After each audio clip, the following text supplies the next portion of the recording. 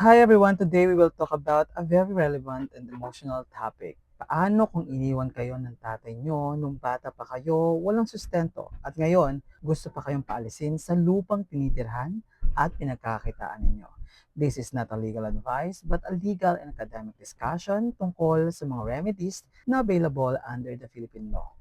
Let's start with the facts. Yung nagtanong sa atin ay 24 years old na ngayon. Iniwan sila ng tatay nila mahigit 10 taon na ang nakakalipas. Hindi siya nagsustento kahit kailan. Ang naiwan lang ay yung lupang minana ng tatay nila na ginagamit nila ngayon bilang bahay at negosyo. At ngayon gusto pang bawiin ni tatay yung lupa na maaaring para ipagamit sa bagong kinakasama niya. Na ngayon ay pinaparamdam pa sa nanay nila na legal wife pa rin. By the way, dahil nakatira din sila sa parehong barangay.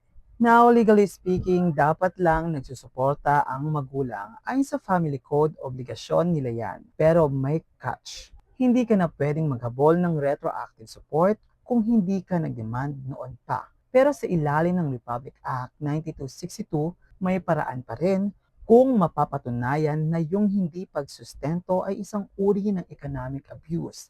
Lalo na kung may kakayahan naman pero pinili talagang pabayaan ang pamilya.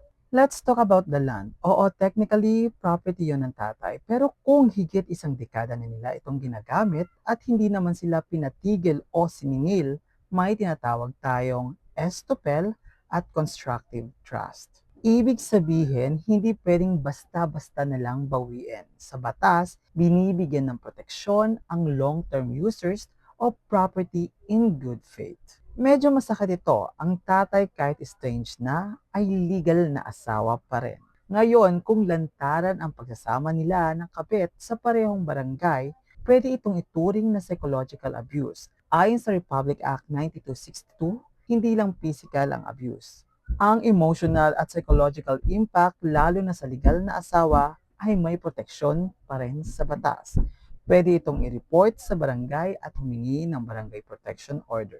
Here are the legal remedies na pwedeng pag-isipan. Una, maghain ng reklamo sa ilalim ng Republic Act 9262. Pwede rin sa barangay kumuha ng protection order. Kung pilit kayong pinapaalis sa lupa, pwedeng humingi ng injunction sa korte. At kung may sapat na ebidensya, si nanay lang ang pwedeng mag-file ng kaso ng concubinage laban kay tatay.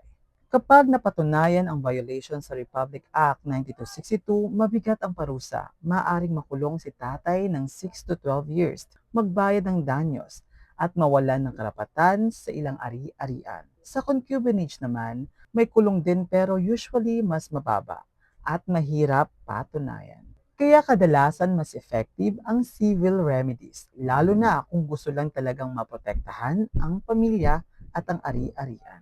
In conclusion, mahirap man ang sitwasyon, may mga batas tayong nakahanda para protektahan ang mga anak at ang legal na asawa. Hindi man pwedeng habulin ang retroactive support kung hindi ito in demand noon, pwedeng lumaban gamit ang Republic Act 9262 lalo na kung may psychological at economic abuse. At tandaan, ang lupa na matagal ninyong ginamit, lalo na kung sa inyo nang galing ang puhunan para sa negosyo, ay may protection under the equity at good faith possession. This is JM, and again remember, I will always be your law companion.